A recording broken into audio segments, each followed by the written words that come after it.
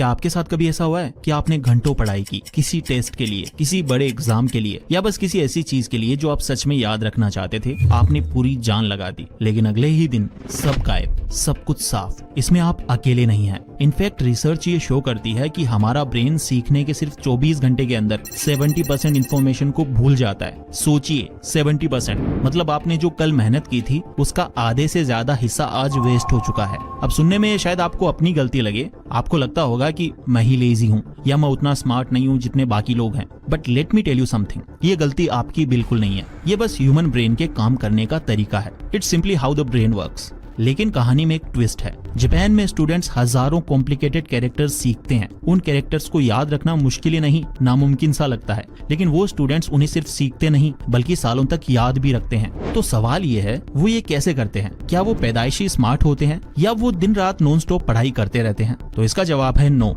असली फर्क ये है कि वो हार्ड स्टडी नहीं करते, वो स्मार्ट स्टडी करते हैं। देखिए, हम में से ज्यादातर लोगों को कभी सिखाया ही नहीं गया कि एक्चुअली पढ़ाई करते कैसे हैं। हमें बचपन से बस ये बोला गया, अपनी बुक को हाईलाइट करो, नोट्स को बार बार रीड करो और एग्जाम से एक दिन पहले रट्टा मार लो। ये मेथड्स हमें ये फील तो कराते हैं कि हम पढ़ रहे हैं, लेकिन ये बिल्कुल काम नहीं करते। ये वैसा ही है जैसे आप एक टूटी हुई बाल्टी को पानी से भरने की कोशिश कर रहे हो। आप एफर्ट्स पूरे डाल रहे हो, लेकिन पानी उस बाल्टी से लीक हो रहा है, वो बह जा रहा है। आपका ब्रेन इस तरह की लर्निंग को बैकग्राउंड नॉइस की तरह दिखता है, बिल्कुल उस यूट्यूब एड की तरह जिसे आप बिना सोचे स्किप कर देते हो। आपका ब्रेन ये बोलता है कि इस जानकारी की मुझे नीड ही नहीं है और उसे डिलीट कर देता है। इसे कहते हैं दी फॉरगेटिंग कर्व। बिना सही मेथड्स के आपका ब्रेन किसी भी इंफॉर्मेशन को लेट गो कर देता है कुछ ही दिनों में। लेकिन आपके लिए मेरे पास एक गुड न्यूज है, आप इस सिस्टम को बीट कर सकते हो। आपको ज्यादा देर पढ़ने की बिल्कुल जरूरत नहीं है, आपको बस बेटर टेक्निक्स की नीड है। और आज इस वीडियो में हम उन्हीं 5 सिंपल जापानीज मेथड्स को डिकोड करेंगे जो वहाँ के स्टूडेंट्स यूज करते हैं चीजों को इजीली और लंबे समय तक याद रखने के लिए।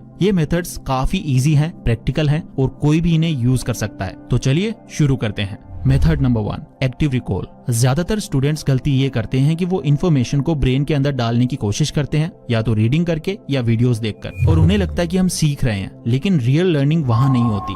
रियल लर्निंग तब शुरू होती है जब आप इन्फॉर्मेशन को ब्रेन से बाहर निकालने की यानी पुल आउट करने की कोशिश करते हो। इसे एक एग्जांपल से समझते हैं। मान लो आप जिम गए हो। अगर आप वहाँ खड़े होकर सिर्फ वेट्स को देखते रहोगे तो क्या आपकी बॉडी बनेगी? नहीं। जब आप वेट्स उठाते हो तब जाकर आपकी मसल्स पे जोर पड़ता है और तब मसल्स ग्रो होती हैं। सेम लॉजिक आपके ब्रेन पे अप्लाई होता है। जब आप किसी चीज को बिना देखे याद करने की कोशिश करोगे तो आपका ब्रेन एक्सरसाइज कर रहा होता है, तब जाके वो स्ट्रॉन्ग बनता है। तो आखिर इसे करना कैसे है? प्रोसेस काफी ज्यादा आसान है। अपनी बुक या नोटबुक को बंद कर दो, एक ब्लैंक शीट ऑफ पेपर लो और अभी आपने जो भी पढ़ा उसके बारे में जो कुछ भी याद है उसे लिख डालो। लेकिन एक कंडीशन है, आपको गलती से भी अपनी बुक में नहीं देखना है। स्टार्टिंग में ये आपको बहुत ज्यादा हार्ड लगेगा, आपका दिमाग सुन्न पड़ जाएगा, लेकिन ये जो स्ट्रगल है ना, ये जो मुश्किल आपको हो रही है, यही वो मोमेंट है जहाँ असली लर्निंग हो रही है। जहाँ बाकी लोग पैसिवली रीड करके खुश हो रहे हैं और बाद में भूल जाएंगे, वहीं आप एक्टिवली अपने ब्रेन को ट्रेन कर रहे हो इन्फॉर्मेशन को पकड़ कर रखने के लिए। तो रीडिंग बंद करो और रिकॉलिंग शुरू करो। Method number 2, the Kumon method, building blocks. अब आते हैं दूसरे मेथड पर जो पूरे जापान के स्कूल्स में यूज होता है, दी कुमोन मेथड। हमें आदत होती है एग्जाम से पहले सब कुछ एक साथ पढ़ने की। आज तो पूरा चैप्टर खत्म करके ही उठूंगा। लेकिन कुमोन मेथड कहता है लर्निंग एक टावर बनाने जैसा है। आप पूरा टावर एक साथ नहीं बना सकते, आपको एक बार में एक ब्लॉक रखना होता है। कुमोन एग्जैक्टली ऐसे ही काम करता है। अपने दिमाग को एक साथ ढेर सारी इन्फॉर्मेशन से भरने के बजाय आपको स्मॉल डेली पीसेस में पढ़ना है, सिर्फ 15 से 30 मिनट एक दिन में।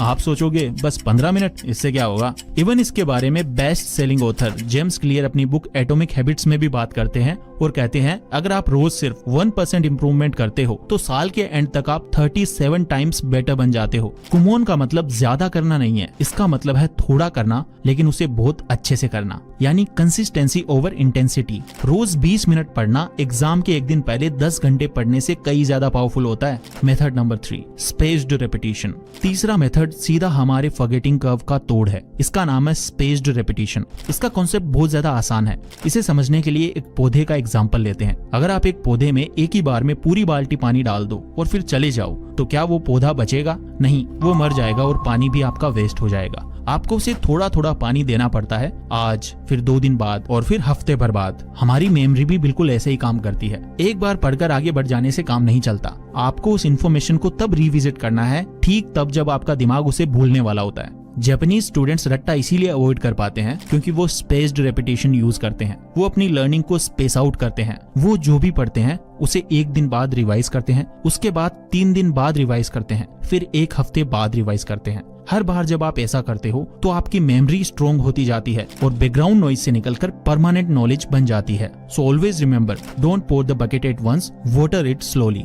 Method number 4, kaizen, the 6 minute rule. ये टेक्निक एक बहुत ही पावरफुल जापानीज फिलोसॉफी पे बेस्ड है। काइजन का मतलब होता है चेंज फॉर द बेटर या स्मॉल डेली प्रोग्रेस। हम स्टूडेंट्स अक्सर ये गलती करते हैं कि हम एक ही दिन में परफेक्ट बनना चाहते हैं। हम सोचते हैं कि कल से 8 घंटे पढ़ेंगे, लेकिन जापानीज स्टूडेंट्स परफेक्शन ट्राई बिल्कुल नहीं करते। वो फोकस करते हैं टाइनी कंसिस्टेंट इंप्रूवमेंट के ऊपर। आपको घंटों पढ़ने की बिल्कुल भी नीड नहीं है। इनफैक्ट आप दिन में सिर्फ 6 मिनट निकाल कर भी स्मार्ट बन सकते हो। इसके लिए एक फॉर्मूला है। पहले 2 मिनट आपको एक्टिव रिकॉल करना है, यानी आपने जो भी कल पढ़ा था उसे बिना देखे याद करने की कोशिश करनी है। नेक्स्ट 2 मिनट्स आपको स्पेस्ड रेपिटेशन करना है, यानी पुराना जो भी है करना है। और अगले 2 मिनट आपको फोकस्ड प्रैक्टिस करनी है। कोई भी एक प्रॉब्लम आपको सॉल्व करनी है, बस दैट्स इट। रोजाना सिर्फ ये 6 मिनट। काइजन कहता है कि ये छोटे स्टेप्स ही बड़ी चेंजेस लेकर आते हैं। अगर आप इसे डेली करोगे तो 1 महीने बाद आप खुद हैरान रह जाओगे कि आपने कितना इंप्रूव कर लिया है। मेथड नंबर 5, शू। और लास्ट मेथड का नाम है शू,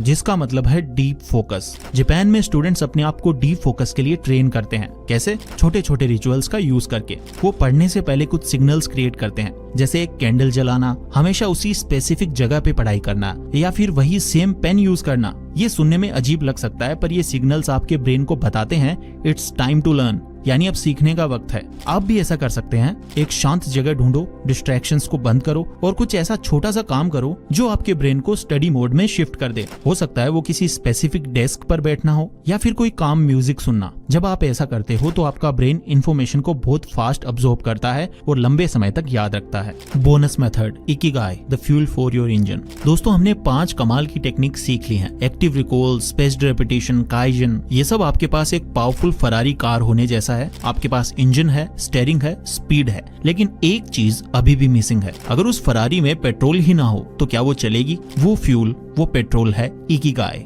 ये एक जापानीज कॉन्सेप्ट है जो कि ओकिनावा आइलैंड से आता है, जहां दुनिया के सबसे ज्यादा उम्र वाले लोग रहते हैं। इकिगाई का लिटरल मतलब होता है अ रीजन फॉर बीइंग, या सिंपल शब्दों में कहूँ तो सुबह बिस्तर से उठने की वजह। आपने नोटिस किया होगा कई बार आपके पास सारी बुक्स होती है, नोट्स भी होते हैं, शांत कमरा भी होता है, पर पढ़ने का मन नहीं करता। आप प्रोक्रेस्टिनेट करते रहते हो। पता है क्यों? क्योंकि आपके पास वाई नहीं है। आपका ब्रेन आपसे पूछता है, मैं ये हिस्ट्री क्यों पढूं? मैं ये मैथ्स का फॉर्मूला क्यों याद करूं? इसका मेरी लाइफ से क्या लेना देना? जब तक आपके पास इसका स्ट्रॉन्ग जवाब नहीं होगा, कोई भी मेमोरी टेक्निक काम नहीं करेगी। जापानीज स्टूडेंट्स सिर्फ अच्छे ग्रेड्स के लिए नहीं पढ़ते, वो अपना इकिगाई ढूंढते हैं। वो सोचते हैं, मैं डॉक्टर बनना चाहता हूँ ताकि लोगों की जान बचा सकूं। ये उनका मिशन है। इसलिए मुझे बायोलॉजी को सिर्फ रटना नहीं है, बायोलॉजी को समझना जरूरी है। जब आप अपने सब्जेक्ट को अपने फ्यूचर के साथ जोड़ देते हो तो पढ़ाई बोझ नहीं लगती, वो एक ब्रिज बन जाती है जो आपको आपके सपने तक लेकर जाएगी। तो आज ये सारी टेक्निक्स यूज करने से पहले 1 मिनट रुको और खुद से पूछो,